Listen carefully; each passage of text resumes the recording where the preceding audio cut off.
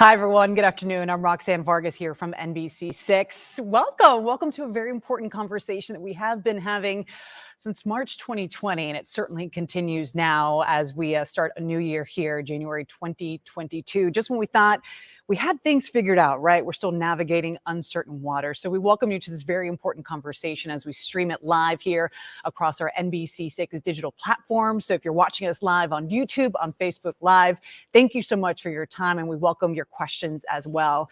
Today, we're talking about COVID-19 and cruising. Just now, as the holiday season wrapped up, a lot of you probably were excited to get back on ships, for those of you who really love cruising. And then there were some ships that had to do an about face on waters. We had countries turning cruise ships away here and sending them back to Port Miami, back to Port Everglades because of outbreaks on board, not just among crew members, but among passengers as well. At least 163 positive crew members alone. That's according to Cruise Law News. That was last Sunday. This is a story that we have been following for you extensively. Team coverage across the board here on air and online. And as the CDC director has just said, that COVID cases on cruise lines did surge 30-fold in just 2 weeks. It's an important conversation, not just to our viewers, but certainly to the South Florida economy as well. So that's why we're diving in a little deeper to this topic today, because it matters to so many people, not just personally as you want to get back to some sort of normalcy, right? Even if that means covering up and wearing your mask and following all the CDC guidelines, but also, again, to the economy and what that means here in South Florida. So we have industry experts across the board here as we're going to break down this topic. But I want to begin with my colleague and friend, NBC6 reporter Cristian Benavides, who's been on the ground, really getting a pulse for what this has felt like. Cristian, we saw you just Sunday night. You were at Port Miami as we were reporting about these outbreaks on board. And there's video of you covering this on the ground. So that's where I really want to start, Cristian, because we've been diving over the information here in the studio and certainly for our viewers watching at home and on the go. But what's been the pulse for what you've really been hearing on the ground as you've been covering this story extensively? Hi there, Roxy. It's been so incredibly frustrating, especially to the industry, because they feel like they've taken all these measures already, right? There is already vaccination requirements for all of the crew. On top of that, you have a very high bar for passengers. They have to be vaccinated. And on top of that, they're getting tested before they're getting on board the ship, and they have to test negative, and then they're filling out these health questionnaires. So it's incredibly frustrating for the industry, an industry that was so hard hit. You'll recall that cruises were shut down between March of 2020 to June of 2021. That's 15 months that there was no cruising, and this industry estimates that it lost about $30 billion during that time. So incredibly frustrating for the industry that is trying to do all that it can to continue sailing, and frustrating for passengers who are looking forward to these sailings. Then they're hearing that the sailing is either canceled, or once they're on board, looking forward to getting off at a certain port or doing certain activities, and then seeing that has been canceled. I've spoken to a number of cruise ship passengers. I spoke to one man who had gone on the Odyssey of the Seas, and he told me that he wishes he would have just stayed home on that trip, because there were people that had caught COVID on board, a number of passengers, and he ended up being one of them along with his family. So, and I believe he had spent about $4,000 on that family vacation. So you think about investing that kind of money and into the vacation to have fun, and having not just being unable to get off at different ports, but then on top of that, you have the this added effect of catching COVID while he was on the cruise ship. But I think it is important to note that the positivity rate on cruise ships is incredibly low, about 1% or less than 1% in all of the cases that we've heard from. Meanwhile, here in the state, we're battling a 30% positivity rate. So certainly the industry experts will argue that it is much more likely that you'll catch COVID just out and about in your regular day, rather than at a cruise ship, when everyone is supposed to be, mostly everyone's supposed to be fully vaccinated among the passengers, and the crew is likely all vaccinated. On top of that, you think about the cases that have actually surfaced, most of them have been, according to industry experts, among crew members. So really, the positivity rate among passengers incredibly low, but still really frustrating, especially if you can't get off at ports and you don't have enough of a crew to run the ship. Yeah, and we're going to speak to one of those industry experts, Christian, in just a couple minutes. I'm going to bring in Stuart Shear on in just a few minutes, but I want to ask you this. People who cruise love to cruise. I feel like there isn't like a middle ground. Like, no, you're either not really feeling safe at sea, or you love it. You want to dive in, pun intended. So with the people that you've spoken to, do they have a say? Do they really care about the transmission? Because as you said, it's not a high transmission rate, right? So are they more frustrated about the fact that they're not getting off, that they're getting turned around? Of course, there's a financial component as well, that person who you spoke with losing $4,000, of course, and we're going to get into what the cruise ships, what the agencies are doing to make sure they refund the money or offer sales in the future. But are they more frustrated about the fact that they can't go on vacation? It's certainly that's the general sense among the people that I've spoken to, those who are wanting to go on a cruise ship. I mean, they want to get on board and they feel comfortable doing so. They understand the risk of getting on board. And most of the people that I've spoken to among the passengers, they were so excited to get on board, and then not being able to take part in some of the activities, not being able to get off at the ports. That's really what's frustrating them and what's driving them to rethink their upcoming vacation. So certainly, I think you worded it very well. That these are folks who want to get back out to cruising, and it's just about not having that full experience that they're accustomed to. Yeah, I bet. Christian, stay with me. I want to bring in Stuart Shear on now, known as the cruise guy. You've probably seen a lot of Stuart lately because as you know, we've gotten back out again to set sail. Stuart, you have quite literally been there, if I'm not mistaken, since the restart in June. 12 cruises for you so far? Yeah, Caribbean, Mediterranean, Mexican Riviera. And how do you feel? How do you feel when you're back out there, Stuart? Well, it was a bit euphoric on the very first several sailings. There were a lot of hoops to have to jump through. We had to get pre-authorizations, let's say, to fly to St. Martin. In order to get on the first cruise, we had to have the vaccination cards. We had to have, the vaccine, test, a couple days before the sailing. So there were a lot of hoops, and to sail really wherever we're going. But I will tell you, I did want to point out and clarify that the CDC qualifies an outbreak on a cruise ship at 3% of the passengers and crew. So therefore, there has not been one outbreak on any cruise ship. There's been the highest amount so far has been 1.09% of the passengers and crew. And it's just important to understand that. And last week you had Royal Caribbean Group, which owns Royal Caribbean International, Celebrity Cruises, and Silver Sea, to their stockholders. They announced that of over 1.1 million cruise passengers, only 1,745 of those passengers had COVID or COVID-like symptoms. So we're talking it's 0.15%, which is very significantly below what we're seeing landside, where in Miami it was 28%. New York last week, we saw it a 50% positivity rate. The protocols on board these ships is working, and the numbers are substantiating that. Yeah, the CDC is not advising against it. They're advising against. They're saying to take caution when you get back out there and sail. They're not saying no sail order. We remember when that happened, March of 2020. It was devastating to the economy, to the cruise industry, to the workers on board the cruise ships. That extreme halt across the board. But as we heard Christian talking about, the people who want to get back out there and sail, the frustration. When you hear the modified guidelines here from the CDC, what type of an impact does that have for anybody who wants to cruise, for the cruise industry as a whole, Stuart? Well, I could tell you that the cruise lines are meeting or exceeding all of the CDC's guidelines, which is why this program is working. So when the CDC comes out with their new plan, again, the cruise lines are meeting or exceeding. They're going above and beyond to do everything possible to ensure that everybody on board the ships are safe, as well as the destinations. You mentioned about the ports turning ships away.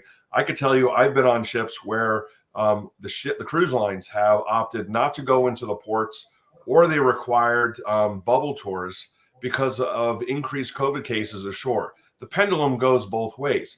But I could tell you on all of these cruises where we've had various issues that the passengers, for the most part, understand, one, that getting COVID on board a ship or COVID being on a ship is inevitable. I mean, we see it in our everyday life. I mean, there are companies with hundreds or thousands of employees that are out of work because of COVID. Omicron is skyrocketing, but they understand that the cruises are safe, which is why the future bookings for 2022 and 2023 are at record levels, and that the prices are exceeding expectations at very high levels.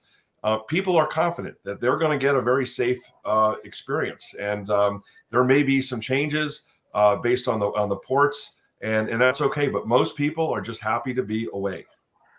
Christian, I'm going to bring you in here. In your time covering this on the ground, what have you been hearing from passengers, and have you spoken to any crew as well while you've been out there? Right. So mostly we've spoken to passengers, crew members. Certainly, even if you try to speak to them, you have to think about these major cruise lines that already have public relations teams. And that's really who you deal with, right? Media relations. I think that what is interesting, and I think that Stuart does make a good point about the positivity rate inside of the cruise ships. What I will say is that I've spoken to passengers, and Stuart and I have spoken about this offline. After they get off the cruise ship, they test positive, and that number never makes it into the actual positivity rate, or at least oftentimes does not make it. And we know this because people we've spoken to said, the cruise line never contacted me. So we know that those numbers aren't being added to the final tally. Having said that, it is true that the positivity rates on board cruise ships are extremely, extremely low, and Omicron is just incredibly, incredibly contagious. So we are seeing spikes in cases all over the place. It's something that that we're currently going through, and so you would expect it to happen in a cruise line environment as well. It's happening everywhere, the rise in cases, and it's important to reiterate again that the positivity rate as a fact is higher here on land than on cruise ships, but there are people who get COVID, don't show symptoms until right after they get off, and those numbers aren't being added to that tally of the positivity rate, which stands at about 1%. Yeah, I feel like we continue talking about that. Christian Benavides, NBC6 reporter, thank you for your time, for your expertise. It's really great seeing you, outside the normal element that we're used to seeing you. I know you're in the car right now getting ready to work on a report. We're going to see you later on the NBC6 News at 4 o'clock. Christian, thank you so much for your time this afternoon on this live conversation. Appreciate it as always. Make sure you follow Christian on social media as well. Stuart Shear, I want to continue the conversation with you here this afternoon. We were talking about health and safety, about the positivity rate, and how you're safer on a cruise ship than on the ground. You again have been sailing since cruises went back out on the water. Can you take us there? Can you take us on a ship? Can you tell us what a passenger would see crew members doing to make sure that we do feel safe and are safe? Well, the day before the cruise, all passengers are digitally receive a health questionnaire, and these health questionnaires are really for your health. I mean, they are asking if you've had any COVID-like symptoms, a cough, are you sneezing, do you have the chills, have you come in contact with anyone in the last 14 days? Have you traveled internationally in the last 14 days? And then you're asked those questions again at the port just prior to getting on board the ship. And at which point, you'll have your vaccination card verified 2 or 3 times. You have to have your the fact that you got a negative COVID test within the last 48 hours. And so there's a lot of paperwork, and in some cases, certain cruise lines will test you again at the pier, which that could get some people a little bit nervous, because they don't want to be test positive there at the pier and have their vacation canceled. But that health questionnaire is very important for people to be honest about, because if you are experiencing COVID-like symptoms, your condition is only going to deteriorate.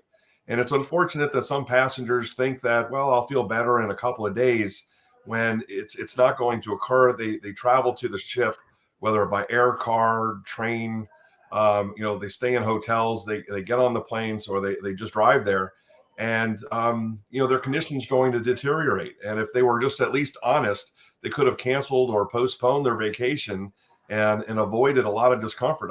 If you have COVID, the last place you want to be is anywhere but home. And this way you can ensure that you get the best medical care possible while you have to go through the COVID symptoms. But it's a very interesting process. So you finally get on board the ship, and depending on the cruise line, you have to wear masks indoors, or there may be relaxed on certain cruise lines. But for the most part, I mean, you have to wear masks indoors when you're in close quarters with other people. But it's important to note that these ships are operating at reduced capacities. And so contrary to the CDC's warning that, these cruise ships, especially indoors, are very conducive for the spread of COVID, it isn't actually true because of the amount of space that you have.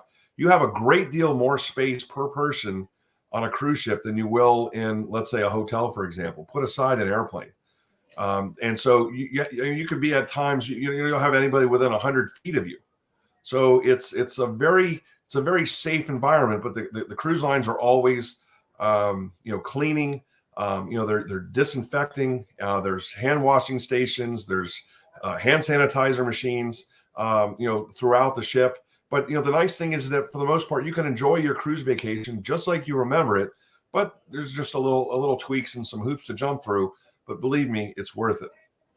Well, those tweaks and hoops. I mean, I have my mask right here, right? This has become a new norm for us for quite some time. Even if you're going to the movies these days, you got to make sure that you're masking up. Stuart, real quick, tell us for anybody who maybe has plans and they don't feel comfortable now with Omicron cases spiking. If they do have to cancel, if they're reconsidering, what does that look like now as far as how these different cruise lines are working with passengers to make sure that they're not going to lose out on their vacation? Tell us more about that policy. Well, the policies vary by cruise line, but for the most part, they'll allow you to cancel, get a refund, and or just get a future cruise credit that could be used in the next year or so in order to reschedule the cruise. But hopefully, as a lot of the health experts have been saying, they expect these Omicron numbers to start to drop.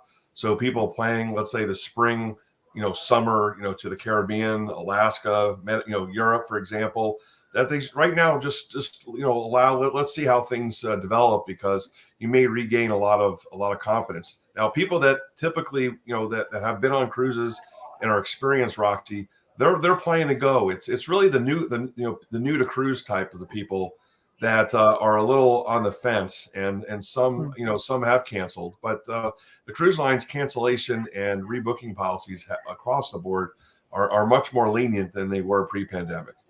Yeah, so many of us were kind of inching back out and trying to test the waters, vacationing in general, going out in general, then kind of rolled back again with the cases that started to spike up again. So, it's kind of like a dip your toe in the water, pun intended, right, as we talk about sailing. Stuart, stay with me for a second. I do want to bring in economics professor Hakan Yilmaz-Kuday. He is an FIU professor of economics. Professor, thank you so much for your time, because the economic aspect of what the cruising industry means to the local economy, to the economy as a whole here, right, coast to coast, because we're not the only ones with a port here, Port Miami, Port Everglades, but here locally, generally speaking, what does the cruising industry mean to our economy here in South Florida? Thanks for your time, Professor. Yeah, thank you, Roxy, for having me. So first of all, let's have a look at the numbers a little bit if you want. So if you have a look at the amount of spending that each passenger does, it's about $2,000 for the direct type of costs, which are spent on the tickets, the cruise tickets, airline transportation, hotels, restaurants. It's about $2,000 per person. And this $2,000 creates another $2,000 when we have a look at the overall impact on the economy. Long story short, each person contributes about $4,000 when they go on a cruise trip. So it's about, for the average person that is going to a cruise trip. So if you have a look at, this number can look a little bit a small number, but if you have a look at the overall number of passengers, for instance, in the state of Florida in 2019, according to the Cruise Lines International Association, we had more than 8 million cruise passengers, meaning that if you make the calculations, we had more than $30 billion of economic activity in the state of Florida just because of the cruise ship industry. And if you have a look at, for instance, Miami as a port itself, the port of Miami, we observed that the number of passengers were more than 3 million back in 2019, meaning that we had, again, more than $10 billion of economic activity created by the cruise industry in our neighborhood.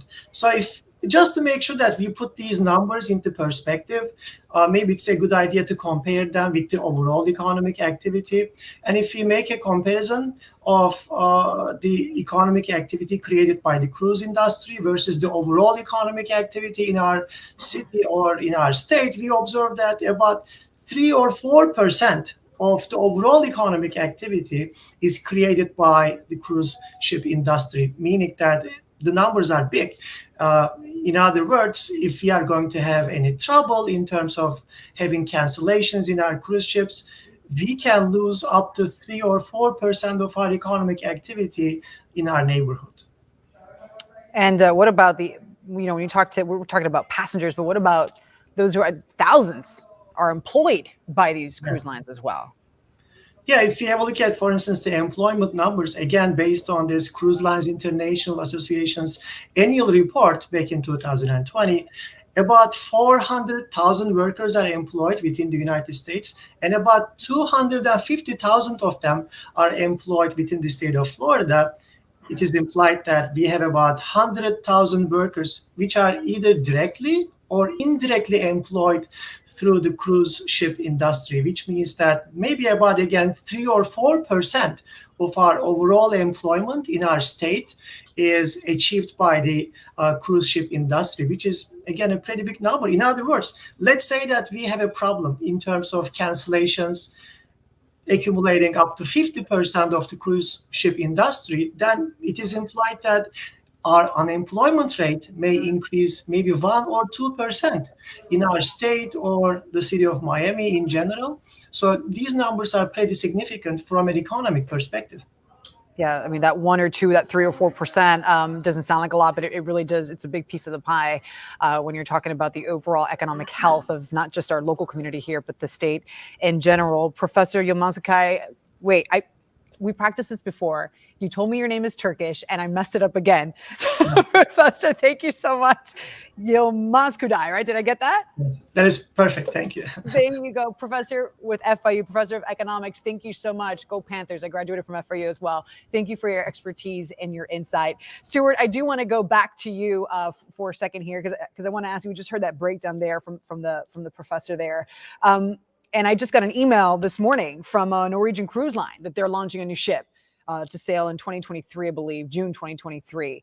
How important is it that we don't go back here, that we continue to steam forward with this industry? Well, we're not going backwards. That's the good news. We're not in March of 2020. There's been tremendous strides in understanding of COVID, with dealing with the science and technology has evolved. We didn't have vaccines back then. We have them now. And so this industry is moving forward. We're not quarantining entire ships. There's a much better understanding, and the health plans that the cruise industry and the CDC have come forward with are working. And so the affected people, the contact tracing is very tight. And unfortunately, you'll always get people that complain about this or they complain about that. But the ships are doing an excellent job. Keeping the passengers and the crew on board to be very safe. And it's as far as the economic impact, the airline and the hotel industries have been greatly benefited by having cruise ships resailing from ports around the United States, because that's a major way for people to reach their ships. Not to mention, a lot of people here, let's say in South Florida, drive. Port Miami is the busiest cruise port in the world. Port Canaveral is number 2, and then Port Everglades is number 3. We've got the 3 biggest and busiest cruise ports in the world. So cruising is very important. We've got lots of brand new ships that are preparing to come online in the spring and summer of 2020. Are going to be coming to Florida. You mentioned the new Norwegian ship, but you also have their new ship is going to be coming out in 2022 as well. It's a very big year for cruising, not just from Florida, but around the world. I mean, there's a reason, Stuart, why this is one of the top visited stories across NBC6's digital platforms. People care about what's happening aboard these cruise ships from a personal perspective, and for the employees as well. So people people care, people want to stay healthy, people want to stay safe, but people want to roll back to a normalcy in this next new normal that we have all become accustomed to. Stuart, I'll leave you with the last word. What do you want all of our viewers who have joined our conversation today to know about this moment in the cruising industry? Well, we're dealing with Omicron. We're dealing with a situation that is really not sparing anybody. But if you look at the overall numbers that are occurring on cruise ships, it is very safe. It will continue to be very safe. And as the CDC's conditional sail order transitions into its new version, moving forward, the cruise lines are going to continue to meet and exceed the CDC's guidelines, because they want to be at zero. I mean, it's an unrealistic goal, but their goal is to be at zero. And if they're not able to provide 100% of the experience, then they have shown that they will postpone some sailings. Some ships that were supposed to be resuming operation have been further delayed, because the cruise lines just don't want to take any chances. They want to provide the safest vacation that they can for consumers. Absolutely the case. Again, 12 sailings for you, Stuart? 12, and I guarantee there'll be a lot more coming up soon. 12 and counting. Stuart Shear, the cruise guy, thank you as always for your continued insight and expertise as we continue to navigate these waters and get back on board. Thank you so much for your time this afternoon, Stuart. My pleasure. And I want to thank all of you, our viewers, for joining this conversation this afternoon here across all of our digital platforms here on NBC6, a conversation that certainly continues on air and right here online. Thank you for your comments as well. And I also want to thank all my guests this afternoon. As you saw there, Stuart Shear, the cruise guy, Professor Yilmaz Kudai of FIU, an economics professor over at Florida International University, and my colleague, NBC6 reporter Cristian Benavides as well. Thank you for watching. Stay safe and take care of each other.